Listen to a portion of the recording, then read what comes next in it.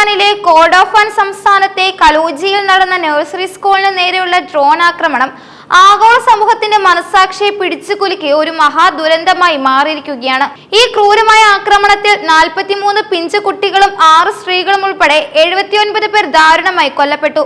സമാധാനപരമായ അന്തരീക്ഷത്തിൽ വിദ്യാഭ്യാസം നേടാൻ എത്തിച്ചേർന്ന കുട്ടികൾക്കും അവരെ പരിചരിച്ച സ്ത്രീകൾക്കും നേരെ നടന്ന ഈ ഭീകരമായ നടപടി സുഡാനിലെ ആഭ്യന്തര സംഘർഷത്തിന്റെ അതിഭീകരമായ അവസ്ഥയിലേക്കാണ് വിരൽ ചൂണ്ടുന്നത്. ഈ കൂട്ടക്കൊലയുടെ പൂർണ്ണ ഉത്തരവാദിത്തം വിമത സൈന്യമായ റാപ്പിഡ് സപ്പോർട്ട് ഫോഴ്സിനാണെന്ന് സുഡാൻ വിദേശകാര്യ മന്ത്രാലയം ഔദ്യോഗികമായി ആരോപിക്കുകയും അന്താരാഷ്ട്ര മാധ്യമങ്ങൾ ഇത് റിപ്പോർട്ട് ചെയ്യുകയും ചെയ്തിട്ടുണ്ട്. സുഡാനിലെ സാധാരണ ജനങ്ങൾക്കെതിരെ RSF നടത്തുന്ന വംശഹത്യയുടെയും ക്രൂരതയുടെയും ഏറ്റവും പുതിയ ഉദാഹരണമായാണ് ഈ സംഭവത്തെ ലോകരാഷ്ട്രങ്ങൾ നോക്കിക്കാണുന്നത്. ആക്രമണത്തിൽ കൊല്ലപ്പെട്ട 79 പേർക്ക് പുറമെ നിരവധി പേർക്ക് ഗുരുതരമായി പരിക്കേൽക്കുകയും ചെയ്തിട്ടുണ്ട്. ഈ പരിക്കേറ്റവരെ സഹായിക്കാനായി ഓടിയെത്തിയ സമീപവാസികളെ പോലും RSF സൈന്യം ആക്രമിച്ചുവെന്ന് സുഡാൻ മന്ത്രാലയം ആരോപിക്കുന്നു. ഇത് വിമത സൈന്യത്തിന്റെ മനുഷ്യത്വരഹിതമായ സമീപനത്തെയാണ് സൂചിപ്പിക്കുന്നത്. ആശുപത്രികളിൽ ചികിത്സയിൽ കഴിയുന്ന നിരവധി പേരുടെ നില അതീവ ഗുരുതരമായതിനാൽ മരണസംഖ്യ ഇനിയും ഉയരാൻ സാധ്യതയുണ്ടെന്നാണ് ആരോഗ്യ വിദഗ്ധർ ആശങ്കപ്പെടുന്നത്. ഈ കൂട്ടക്കൊല മേഖലയിൽ വലിയ ഭീതി പരത്തിയിട്ടുണ്ട്. ആളുകൾ സ്വന്തം ജീവൻ രക്ഷിക്കാനായി പലായനം ചെയ്യുകയാണ്. കഴിഞ്ഞ ഏതാനും മാസങ്ങളായി സുഡാനിൽ RSF നടത്തുന്ന ആക്രമണങ്ങളും സൈനിക നീക്കങ്ങളും രാജ്യത്തെ വലിയൊരു മാനുഷിക ദുരന്തത്തിലേക്ക് തള്ളിവിട്ടിരിക്കുകയാണ്.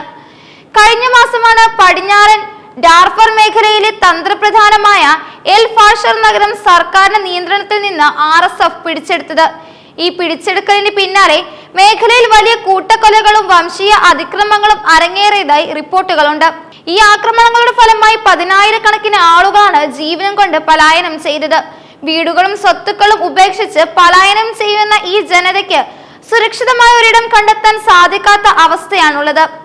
ഈ യുദ്ധത്തിൽ കൊല്ലപ്പെടുന്നവരുടെ എണ്ണം അതിഭീകരമായ തോതിലാണ് വർദ്ധിക്കുന്നത്. കൂട്ടക്കൊലകൾക്ക് ശേഷം മൃതദേഹങ്ങൾ മറവ് ചെയ്യുന്നതിനായി RSF വലിയ കൂട്ടക്കുഴിമാടങ്ങൾ ഒരുക്കിയതായിട്ടും വാർത്തകളുണ്ട്.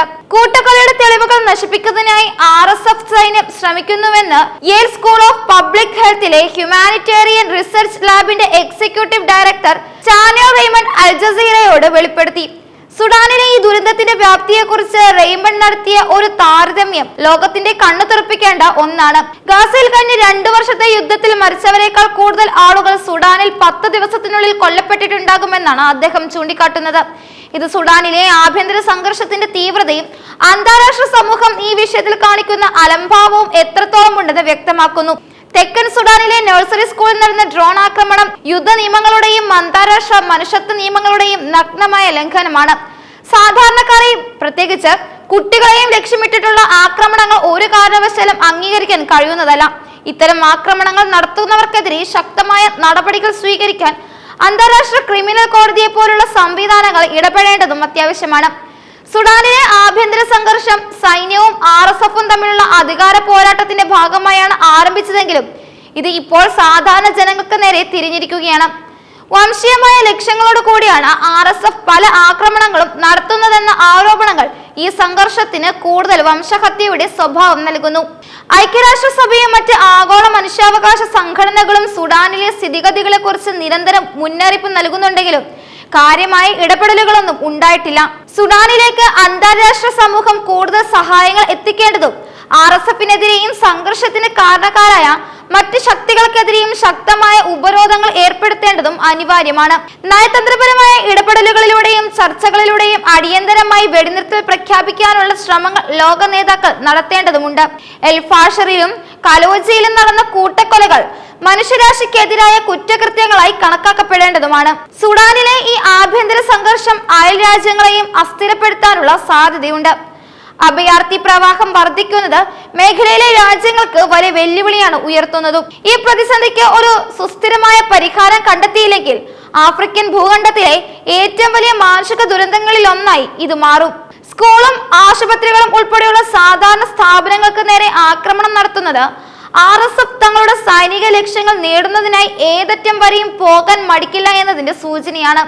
കൊല്ലപ്പെട്ട കുട്ടികളുടെയും സ്ത്രീകളുടെയും ദുരന്തം സുഡാൻ ജനതയുടെ മൊത്തത്തിലുള്ള വേദനയുടെ വലിയൊരു പ്രതിഫലനമാണ്. ജീവൻ നഷ്ടപ്പെട്ടവരുടെ കുടുംബങ്ങൾക്ക് നീതി ലഭിക്കുകയും ഇനിയും ഇത്തരം സംഭവങ്ങൾ ആവർത്തിക്കാതിരിക്കാൻ ശക്തമായ നടപടികൾ ഉണ്ടാക്കുകയും ചെയ്യേണ്ടതുണ്ട്. കൂട്ടക്കുഴിമാടങ്ങൾ ഒരുക്കേണ്ടി വന്ന സാഹചര്യം സുഡാനിലെ മരണനിരക്ക് എത്രത്തോളം ഉയർന്നതാണെന്ന് വ്യക്തമാക്കുന്നു. Yale school of public health പുറത്തുവിട്ട വിവരങ്ങൾ ഈ ദുരന്തത്തിന്റെ യഥാർത്ഥ വ്യാപ്തിയെക്കുറിച്ച് ലോകത്തിന് മുന്നറിയിപ്പ് നൽകുന്നു. അന്താരാഷ്ട്ര സമൂഹം സുഡാൻ വിഷയത്തിൽ ഉയർന്നു പ്രവർത്തിക്കുകയും വെറും പ്രസ്താവനകൾക്കപ്പുറം ഈ മനുഷ്യരഹിതമായ പ്രവൃത്തികൾക്ക് തടയിടാനുള്ള പ്രായോഗികമായ ഇടപെടലുകൾ നടത്തുകയും വേണം. യുക്രൈനിലെ യുദ്ധത്തിന് ലഭിക്കുന്ന അതേ ശ്രദ്ധയും പ്രാധാന്യവും സുഡാനിലെ ജനതകളുടെ ദുരിതത്തിലും ലഭിക്കേണ്ടതുണ്ട്. ആഫ്രിക്കൻ രാജ്യങ്ങളുടെ കൂട്ടായ്മയും അറബ് ലീഗും ലോകശക്തികളും ഈ വിഷയത്തിൽ ശക്തമായി ഇടപെടണം. കോർഫോർഡാൻ സംസ്ഥാനത്തെ കലോജിയിൽ നടന്ന നഴ്സറി സ്കൂൾ ആക്രമണം സുഡാനിലെ ഏറ്റവും ഇരുണ്ട അധ്യായങ്ങളിൽ ഒന്നായി നിലനിൽക്കും. ഈ ക്രൂരതയ്ക്ക് ഉത്തരവാദികളായവരെ നിയമത്തിന് മുന്നിൽ കൊണ്ടുവരുന്നതുവരെ അന്താരാഷ്ട്ര സമൂഹത്തിന് സമ്മർദ്ദം തുടരേണ്ടതും അത്യാവശ്യമാണ്.